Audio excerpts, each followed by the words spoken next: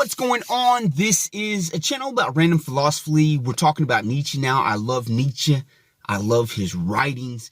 And I read a passage the other day that said the renunciation of lies is the renunciation of life. How many of us have told some white lies? How many of us have lied to ourselves? How many times have we questioned our perceptions, our beliefs, and we found that they were on shaky ground?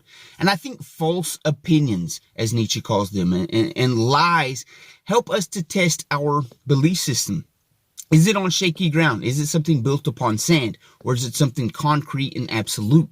Because how many times have we questioned our beliefs and found them to be false? And say, maybe if I look at it from this different angle, I see it more clearly. And that's what having false opinions and little lies and little truths that kind of bend help us realize, is our truth absolute? And in my life, I've held perceptions, I've held beliefs that need to be tested. And people come with their false ideas, they come with their false opinions, they come with their truths, right, that are relative to them. And it helps me to better understand their perception. It helps me to better understand my perception. We all think we are the center of the universe. Therefore, we think our ideas and our beliefs are the center of the universe. But other people's perceptions, even if they are wrong, can help us to better mold our truth into what it's supposed to be. And it gives us a better understanding of that person, where they're coming from. And here's the deal, guys. Our truth is not absolute. Our perceptions are not absolute. And therefore, if we said, we just need to throw out the rest of the world's opinion because I'm the center of the universe, oh man, that's going to leave us in a bad spot because we're never going to be able to grow. And that's the key idea there that I think Nietzsche wants people to do, is to grow, to become more, to understand and grab a hold of the ultimate truth, to grab a hold of the ultimate value, to grab a hold of the ultimate morality so that we can stand up and become more like that Ubermensch.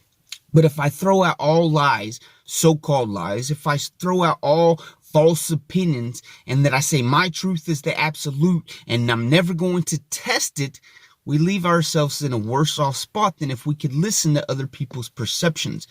I know I've been that arrogant, egotistical person that thought I knew everything and that my truth was the absolute truth and everybody else could go to hell. And it's left me in some bad spots. It's left me feeling stupid and ignorant at times. Because if I would just grab a hold of someone else's idea, grab a hold of someone else's truth, even if it was false, it would still help me test mine.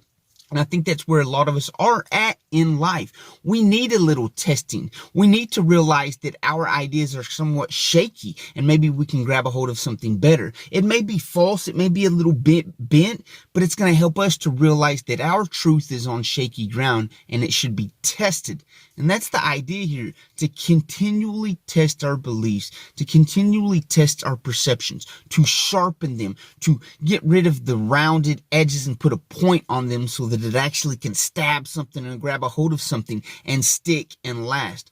I want my truths, I want my reality, I want my perceptions to withstand the tests of time. And if they're never tested, then I know when some test comes is we're going to collapse and our lives are going to be disrupted. How many of us have been there?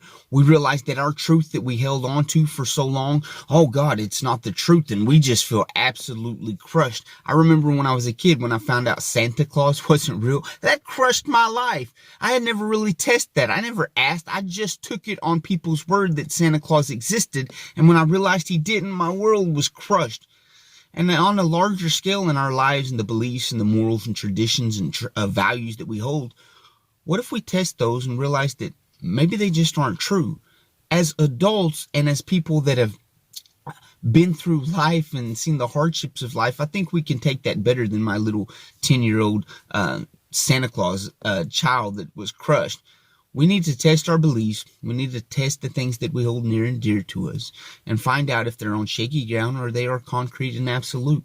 False opinions and lies help that. They help facilitate life. The renunciation of lies is the renunciation of life. We need those false opinions. We need those different perceptions. We even need the lies of people because they help strengthen our truth. I love you guys. You'll hear from me next episode.